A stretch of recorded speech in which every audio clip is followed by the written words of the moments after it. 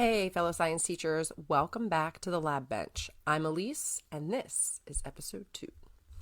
Last episode was philosophy, the big picture, my origin story, how I got here. Today, we're switching to a practical episode. That means I'm giving you one thing you can actually use in your classroom. Not eventually, not after you've rebuilt your whole curriculum, this week. Here's the promise. By the end of this episode, you'll have one concrete strategy, a real classroom example, and something you can try before your next planning period is over.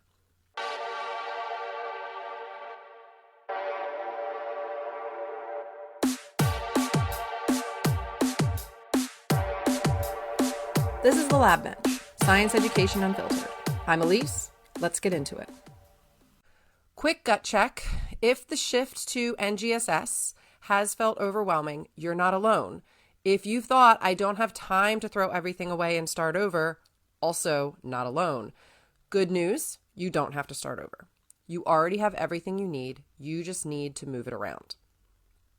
Let's talk about how most of us learn to build a unit in college, because I think naming it out loud makes the problem obvious. Teach the content, do a lab that confirms the content, assign conclusion questions that ask students to connect the lab back to what you just taught them, and maybe a little bit further to a specific case study. That sequence made sense at the time. We thought students needed background knowledge before a lab would mean anything. But here's the problem with that. The lab answers a question that the students never asked. You already told them what's going to happen. The lab is just proof. There's no mystery left, because you handed them the ending before the story even started. Students are really, really good at detecting when they're going through motions that don't actually matter. When there's nothing left to figure out, they check out. This isn't a small thing. This is the difference between students doing science and students performing science for a grade. So if the old sequence doesn't work, what replaces it?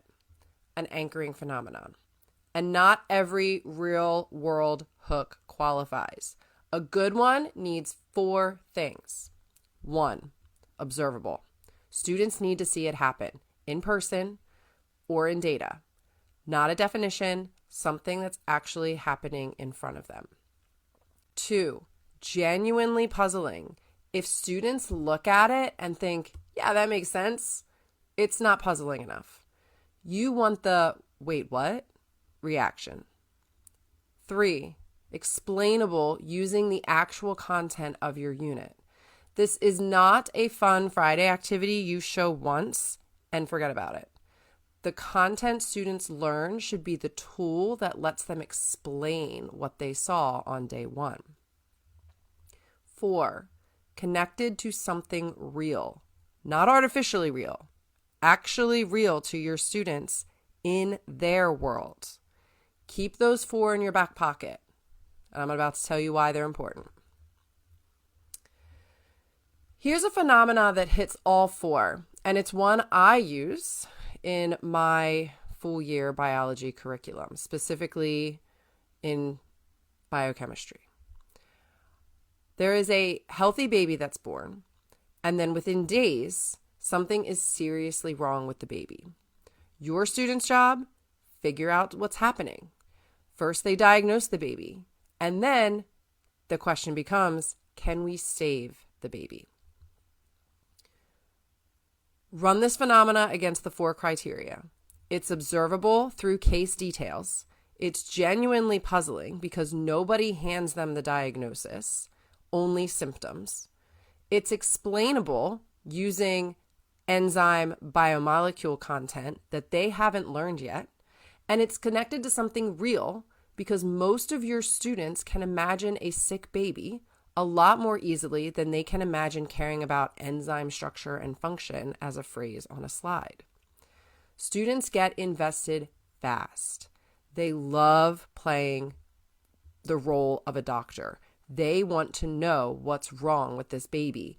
And that investment that your students have is doing the work for you before you've taught a single vocab word related to enzymes. So here's the flip. Before you teach anything about enzymes, give them your enzyme lab. I use a catalase lab with chicken liver. It's got a gross factor. I love it. Students love it.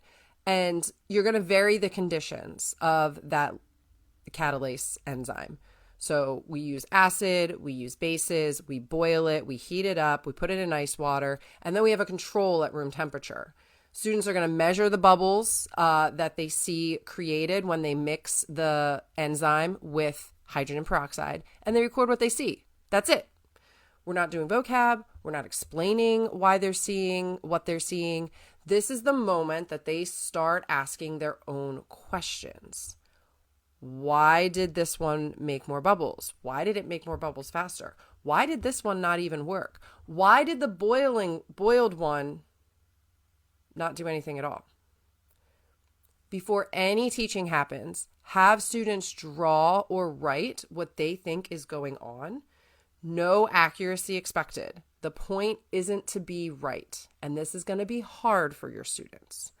The point is to have a dated, concrete record of where they started in their understanding of what they're seeing. This does two things. It's a pre-assessment for you, and it's proof of growth for them later when they look back at what they wrote on day one and go, I can't believe I thought that. That moment when a student catches their own thinking changing, that is icing on the cake. That is beautiful. That is the learning moment that we live for as teachers. After the lab, have students write down the one question they most want answered about what they saw or about the phenomena that you presented to them. Capture them publicly. Sticky notes, poster paper, or you can even use a digital Canva board. And before you have them share publicly, have them, I like to say, word vomit on their paper so that they have all the questions that they have. Have them pair up with a partner or even in a small group and have everyone talk about the questions they have, and then have each person within the group come up with their one. No repeats. That allows the filter of their classmates before they're sharing it out for the entire class. So once they do that, you'll see patterns. Some questions will repeat, some will surprise you, and these questions become the need to know list for the class. And that list is what tells you what to teach next, and it can also inform the order. But you are the teacher. If you want to teach it in a certain order, you can just pick and choose the questions and put them in the order that you want. But your students are dictating what you're teaching, maybe the order to some extent, and not necessarily your textbook, not a pacing guide that you got. It is your students' actual questions. And the board isn't going to go up once in the classroom and then be forgotten. It's going to stay visible somewhere in your room if you can, and then you can come back to it. If it can't stay visible in your room, take a picture of it. Put it on your learning management system. I use Canvas, but I know that's an option with other LMSs. Now, to help you plan this out, because this is not a heavy lift. It is not as big as incorporating a brand new curriculum. I built a 7-phase planning framework to make this whole shift manageable, and I want to walk you through it. So if you haven't already, and I'll link it in the show notes, I have a free phenomenon-based unit planning template that you can download. Once you have it downloaded, come back and start playing the podcast from here. Now that you have it in front of you, you'll notice phases 1 through 3 are the real lift. This is where you're going to have to put in the most work. But once those are done, the rest follows naturally. So that's where I'm going to spend most of the time on this podcast today talking about. So phase 1, you pick a phenomena. And you already know the 4 criteria from previously, so you can find a phenomena that fits for you. Phase 2, front load the lab. You already know what lab you're going to use for whatever unit that you are teaching at the time. Phase 3, identify your 3 dimensions. Okay, so this is the piece that makes the I flipped my lab thing actually NGSS aligned on paper and not just in spirit. For the enzyme unit, I'm going to take the NGSS standard and pull the science and engineering practices out of that standard. So for this particular unit, that standard is looking at modeling and constructing a CER. And the disciplinary core idea is also embedded in that standard, which is structure and function in an organism. And your cross-cutting concept from that standard is energy and matter. You're probably already teaching all three at some point in the unit. This phase just makes them explicit and puts language to what you're doing. Now, phases 4 through 7, quickly, because they follow once the first 3 are in place, anticipate the questions your students are likely to ask. You can also wait until after your class compiles that driving question board if you're not sure what they might be asking, and then you can fill this in once that happens. Then you want to take those questions that they're asking and map your existing content. You're using your same note slides, note pages, the same videos that you've used to teach content. You're going to map those to the questions that your students are asking instead of going in chapter order. When you are mapping out the entire unit, you want to plan 2 to 3 points where the students go back to that initial model or drawing that they did. And you also will design a final assessment that loops back to the phenomenon. You can probably reuse most of the current assessments that you have and just add a section that's specific to the phenomena that's asking them to do the science and engineering practices. Here's a model. Fix this model. Write me a CER. And all of this is related to the structure and function of enzymes and how that relates to energy and matter. That's the whole framework. I built this version of it while I was rewriting my own curriculum in my district. So I promise you that it holds up in any science discipline in any classroom. I didn't invent this out of nowhere.